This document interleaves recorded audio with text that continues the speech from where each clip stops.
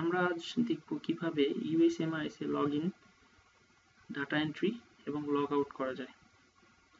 তো প্রথমে আমরা যেটা করব, সফটওয়্যারটি USMIS ওপেন করার জন্য আমাদের একটি ব্রাউজার ইউজ করতে হবে। ব্রাউজার যে কোনোটি হতে পারে, Google Chrome, internet explorer, Mozilla Firefox. তো আমি আজকে ইউজ করব গুগল ক্রোম।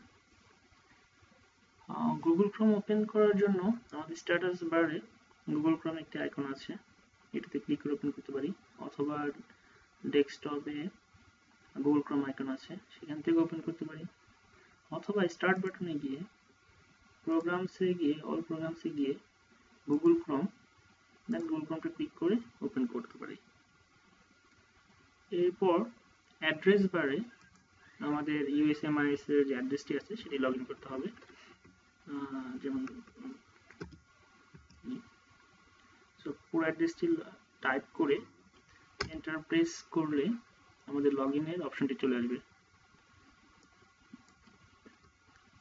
তারপর ইউজার নেম বক্সটিতে আমাদের ইউজার নেম লিখতে হবে বা টাইপ করতে হবে, যেমন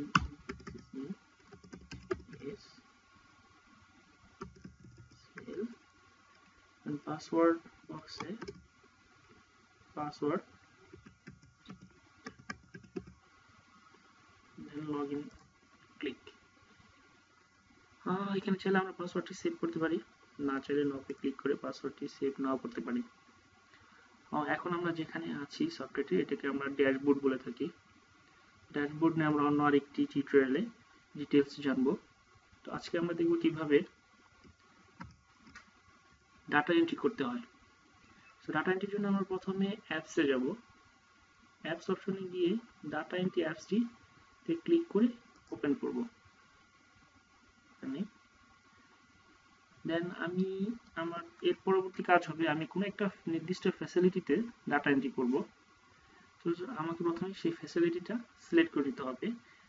লেফট সাইডে, বাম সাইডে নারায়ণগঞ্জ সিটি কর্পোরেশন, এখানে প্লাস বাটনটিতে ক্লিক করলে এক্সপান্ড হয়ে যাবে।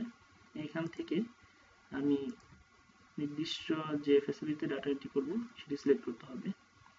যেমন আমি ব্র্যাক ডাটা ফ্যাসিলিটিটা সিলেক্ট করলাম, এখানে আমি ডাটা এন্ট্রি করব এই ফ্যাসিলিটিতে।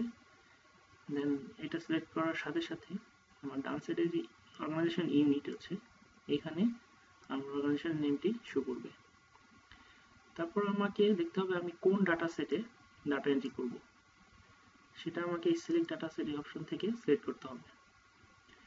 লাইক আমি দিস প্রোফাইল ডাটা সেটে ডাটা এন্ট্রি করব। দেন পিরিয়ড অপশন থেকে আমাকে কোন মাসে ডাটা এন্ট্রি করব সেটা সিলেক্ট করতে হবে। যেমন আমি জানুয়ারি মাস সিলেক্ট করলাম। সো জানুয়ারি সিলেক্ট করার সাথে সাথেই আমাকে ডাটা এন্ট্রি ফর্মটা শো করবে। এখানে আরেকটি অপশন আছে, previous year, next year. Previous ইয়ারে ক্লিক করলে আমরা প্রিভিয়াস ইয়ার 2014 দেখতে পাচ্ছি। নেক্সট ইয়ারে ক্লিক করলে আবার আমাদের 2015 চলে আসবে। সো আমরা জানুয়ারি 2015 ডাটা এন্ট্রি করব। তো ডাটা এন্ট্রি করার আগে অবশ্যই আমাকে এনশিওর করতে হবে যে আমার হাতে এই ডাটা সেটের সমস্ত ডাটাগুলো অলরেডি রেজিস্টার থেকে কালেক্ট করা আছে। দেন আমি আমার সেই ডাটা সেট যেটা হার্ড কপি আছে সেখান থেকে কোন কোন ডাটা এলিমেন্টে আমার ডাটা আছে সেই এলিমেন্টগুলোতে আমি ডাটা বসাবো। লাইক এসি বার্ন 2 বসাবো। দেন আমার তো এনিমিয়া ঘরে ডাটা নেই, সো আমি এটাতে ব্ল্যাঙ্ক রেখে গেলাম বা 0 দিয়ে গেলাম। দেন আমার এন্ট্রি পার্ট অফ মেমোরিজ তিনটা ম্যানেজ করেছি, 3টা দিলাম। দেন 9, সো 0 দিয়ে গেল। এভাবে যে ফিল্ডগুলোতে ডাটা আছে আমি সেগুলো ফিল্ডগুলো ফিল আপ করবো, এবং ফিল আপ করে যখন অন্য আরেকটা ডাটা ঘরে আমি ক্লিক করব তখন আমার ঘরটা সবুজ হয়ে যাবে। তাহলে আমি বুঝতে পারবো যে এখানে ডাটাটা বসানোটা ঠিক আছে। এরপর আমার এইভাবে প্রত্যেকটা ঘরে যেখানে আমার ডাটা আছে সবগুলো আমি বসাবো। বসানো সম্পূর্ণ হয়ে গেলে আমি কমপ্লিট বাটনে ক্লিক করে ডাটাগুলো সেভ করব। কমপ্লিট বাটনে ক্লিক করার সাথে সাথে আমাকে একটা মেসেজ বক্সে বলবে are you sure this data set is complete. যদি আমি মনে করে থাকি যে এই ডাটা সেটের সমস্ত ডাটাগুলো বসানো হয়ে গেছে, দেন আমি ওকে বাটনে ক্লিক করব। ডাটাগুলো সেভ হয়ে যাবে, তখন কমপ্লিট বাটনটা হাইড হয়ে যাবে এবং ইনকমপ্লিট বাটনটা হাইড থেকে শো করবে। আমি এখন বুঝতে পারছি, এটা দেখে আমি বুঝতে পারছি যে আমার ডাটাগুলো এন্ট্রি কমপ্লিট। ঠিক একইভাবে অন্য ডাটা সেটগুলোতেও আমি ডাটা এন্ট্রি করতে পারি এবং প্রত্যেকটা ফিল্ডে ডাটা বসানোর পরে, অবশ্যই যেসব ফিল্ডে ডাটা আছে সেগুলো বসানোর পরে কমপ্লিট বাটনে ক্লিক করে একইভাবে আমার সবগুলো ডাটা সেটের ডাটা এন্ট্রি কমপ্লিট করে নেব।